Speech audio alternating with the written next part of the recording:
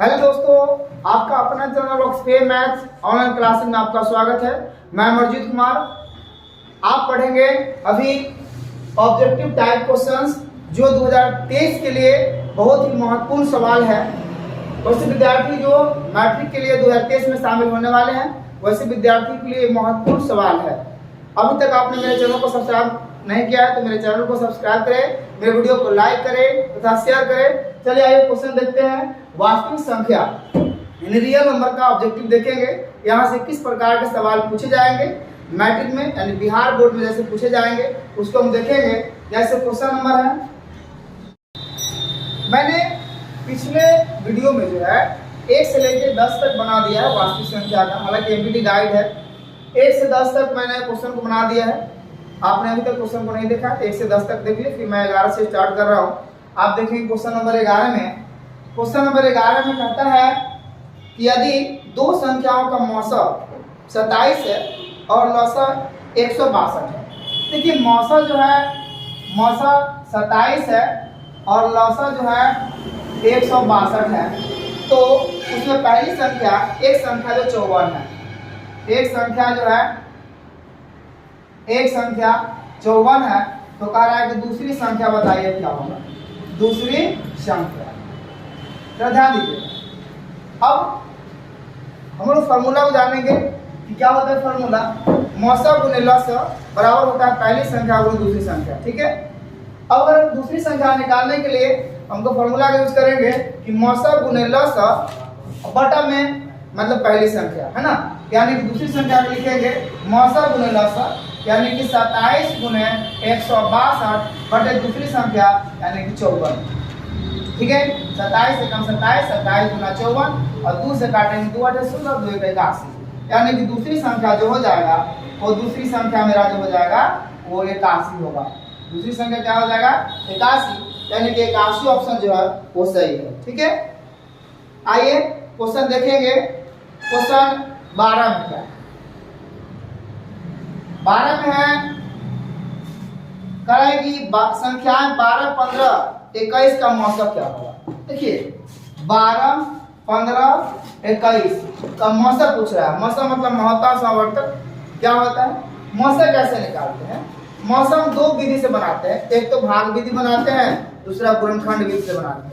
अगर इसका फैक्टर तोड़ेंगे तो 2 गुने 3 लिखेंगे, फिर 15 को लिखेंगे तो 3 गुने 5 लिखेंगे, फिर 21 के लिए क्या लिखेंगे 3 गुने 7। महत्तम कहता है कि वैसी संख्या जो सभी में हो, हाईएस्ट है ना उस संख्या। तो यहाँ पे देखिए 3, 3 और 3 यानी 3 सभी में है, यानी कि इसका मौसा जो होगा यानी कि एचसीएफ होगा वो 3 आंसर। ठीक है। सवाल नंबर 12 क्लियर है। अब सवाल नंबर 13 को जरा ध्यान दीजिएगा।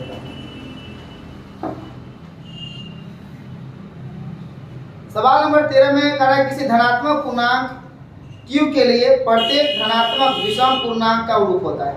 देखिए ऑप्शन को जरा ध्यान दीजिए। ऑप्शन नंबर ए में 6q का आता है, ऑप्शन नंबर बी में 6q + 2 है, ऑप्शन नंबर सी में 6q + 1 है और ऑप्शन नंबर डी में 6q + 4 है। जरा ध्यान दीजिए। क्वेश्चन को एक बार फिर से पढ़ेंगे। क्वेश्चन को एक बार पढ़ेंगे तो क्वेश्चन है अरे किसी धनात्मक पूर्णांक q के लिए प्रत्येक धनात्मक विषम पूर्णांक का मान क्या होगा। विषम हमसे पूछा, विषम पूछ रहा है। ठीक है। अब विषम के लिए जैसे यहाँ पे हम q का मान हम 1 2 3 4 5 जैसे रखेंगे वहां पे संख्या हमको निकल के आएगा कि सम हुआ कि विषम होगा। चलिए ऑप्शन से देखेंगे। अगर 6 यहाँ पे 6 है ना, सॉरी 6q है, 6q है 6 है तो 6 × 1 यानी कि ये हो जाएगा 6, यानी 6 में 1 से गुना करेंगे। 6 q का मान जैसे 1 2 3 रखेंगे तो वहां पे हमको सम विषम दिखाएगा है ना। अगर हम 1 रख दिए तो 6, ये तो सम संख्या हो गया, तो इसके अनुसार तो होगा नहीं। दूसरा नंबर में अगर हम इसके जगह 6 गुने 1 + 2 रखेंगे, 6 × 6 और 2 कितना हो जाएगा 8, ये भी तो सम संख्या हो गया। हमसे पूछा विषम संख्या। आइए इसको देखते हैं सी नंबर ऑप्शन को। तो 6 गुने 1 + 1 यानी 6 × 6 और जो 1 कितना हो गया 7। ठीक है। यानी कि सी नंबर ऑप्शन विषम दिख रहा है। ऑप्शन नंबर डी को एक बार फिर से देख लेते हैं कि 6 गुने 1 प्लस 4। अब 6 गुने 1 प्लस 6 4, यानी 6 4 कितना हो गया 10। यानी कि तीनों ऑप्शन में जरा ध्यान दीजिएगा कि इसमें 6 8 और 10 आ रहा है, जो कि 6 8 10 क्या एक सम संख्या है, और यहाँ पे 7 क्या एक विषम संख्या है। यानी कि ऑप्शन के अनुसार मेरा जो है सी नंबर ऑप्शन जो है ये सही है। ठीक है, चलिए आगे बढ़ते हैं क्वेश्चन 14 के लिए। क्वेश्चन नंबर 14 में क्या है, करेक्ट प्रत्येक परमेय संख्या होती है। देखिए ऑप्शन में कह रहा है कि पहले क्वेश्चन है कि प्रत्येक परमेय संख्या होती है। क्या होती है इस तरह देखिए, ऑप्शन नंबर ए में, ऑप्शन नंबर 1 प्राकृत संख्या, एक प्राकृत संख्या। ऑप्शन नंबर बी में है एक पूर्ण संख्या, एक पूर्ण संख्या। और ऑप्शन नंबर सी में है एक पूर्णांक, एक पूर्णांक। और ऑप्शन नंबर डी में जो है एक वास्तविक संख्या, एक वास्तविक संख्या। अब प्रत्येक परमेय संख्या, देखिए यहाँ पे सबका डिफिनेशन जानना पड़ेगा। जब तक डिफिनेशन नहीं जानेंगे तब तक जो है सवाल बनेगा नहीं। प्राकृत संख्या, प्राकृत संख्या जो कहता है कि गिनती की संख्या को प्राकृत संख्या कहते हैं। जैसे 1 2 3 4 5 6 7 8 ऐसे है ना, नेचुरल नंबर जो होता है 1 से स्टार्ट होगा, प्राकृत संख्या होगा। पूर्ण संख्या जो होगा उसमें 0 से शुरू होगा, जैसे 0 1 2 3 4 5 6 7 8 ऐसे करके आएगा तो क्या हो जाएगा, ये पूर्ण संख्या हो जाएगा। हमसे पूछा कि प्रत्येक परमेय संख्या होगी। देखिए परमेय संख्या पूर्णांक क्या होता है, -1 -2 -3 1 2 3 4 5 ऐसे करके पूर्णांक हो जाएगा, है ना, नेगेटिव दोनों आएगा।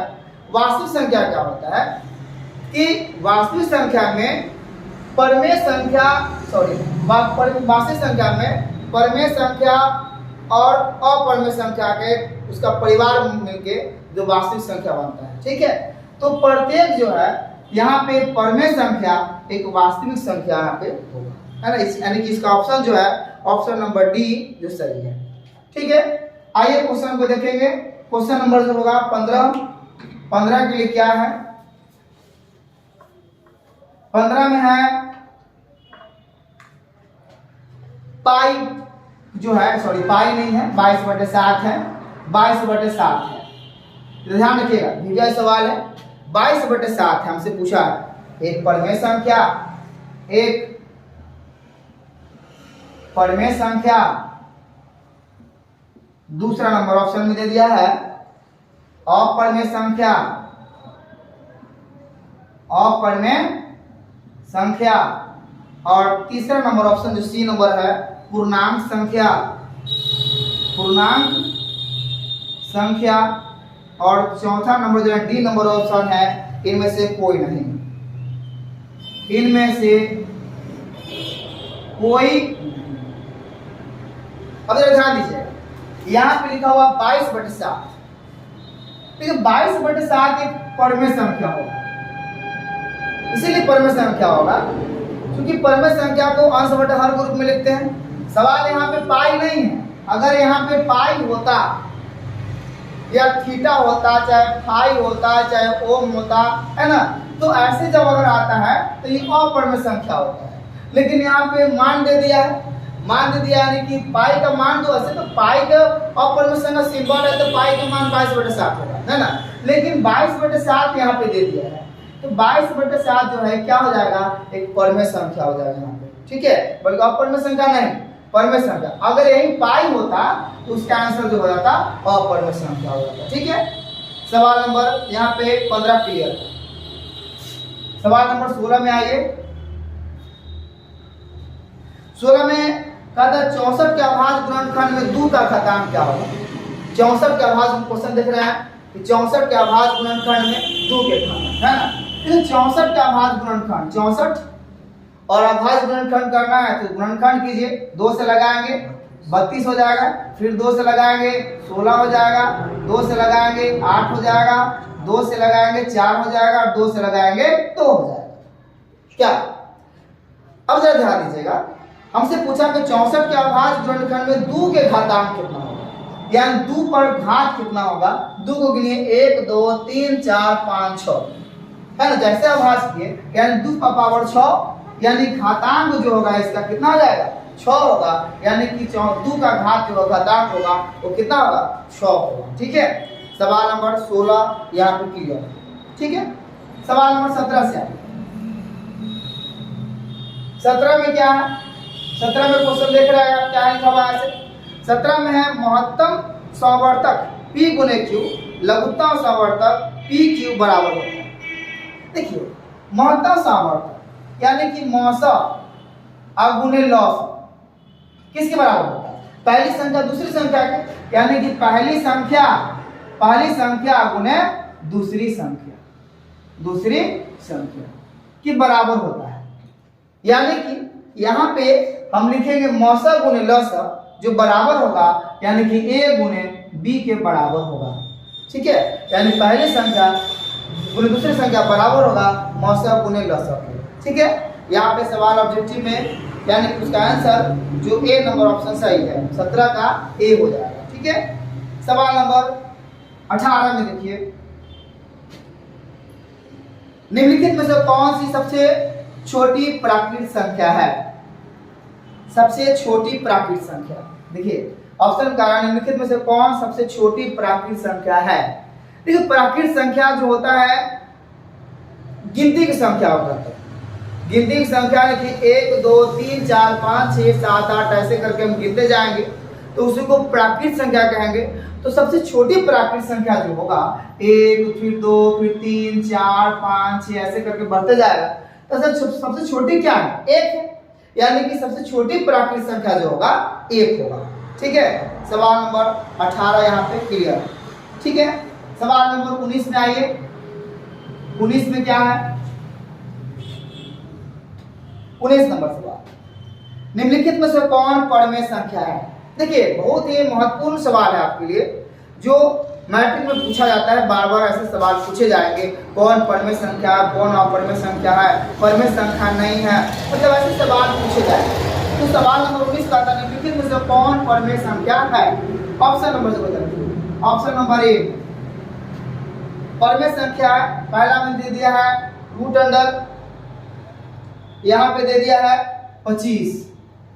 ऑप्शन नंबर बी में रूट अंडर 5 और ऑप्शन नंबर सी में 1/√2 और ऑप्शन नंबर डी में जो है वो लिखा हुआ है रूट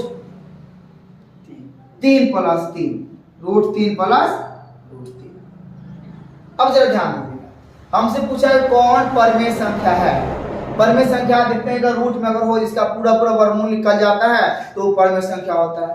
तो यहाँ पे 25 हम क्लियर देख रहे हैं, 25 का वर्गमूल कितना होगा 5, तो ये परमेय संख्या हो जाएगा।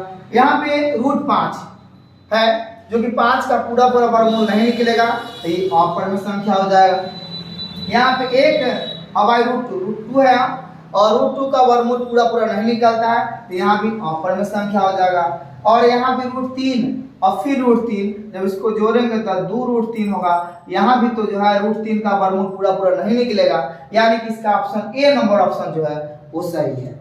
ठीक है, सवाल नंबर 19 यहाँ पे क्लियर। सवाल नंबर 20 में भी उसी प्रकार के सवाल है जैसा कि 19 में बनाया है, लेकिन यहाँ पूछ दिया कौन अपरमेय संख्या है। देखिए पहला नंबर ऑप्शन में 1.3 पर रेकरिंग दिया गया है।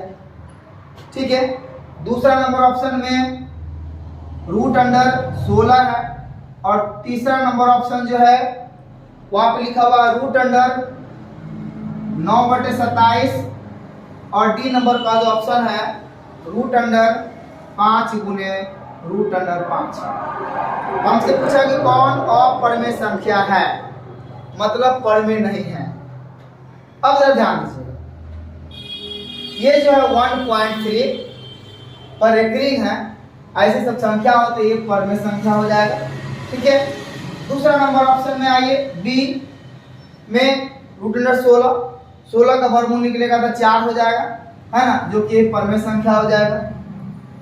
तीसरा नंबर में आइए ऑप्शन को अगर हम इसका वर्गमूल निकालते हैं तो 9 9 का वर्गमूल हो जाएगा 3, लेकिन 27 का पूरा वर्गमूल नहीं निकलेगा। 27 को गुणनखंड करेंगे हम तो 3 गुने 3 गुने 3 लिखेंगे, यानी कि हो जाएगा 3 अब बटे 1√3 बाहर निकल जाएगा, 3√3 निकल जाएगा, यानी कि इसको इसे काटेंगे तो 1/√3 होगा, यानी कि √3 का पूरा वर्गमूल नहीं निकलेगा, यानी कि यही संख्या जो है अपरिमेय होगा। ठीक है, अब आइए डी नंबर ऑप्शन जरा लिखिए। √5 गुने √5, √5 गुने √5 कितना हो जाएगा, ये 5 हो जाएगा, यानी कि क्या हो जाएगा, ये तो परिमेय संख्या है, यानी कि ऑप्शन नंबर सी जो है यहाँ पे क्लियर है, सी नंबर ऑप्शन जो है ये क्लियर है, मतलब जो है सही है। ठीक है।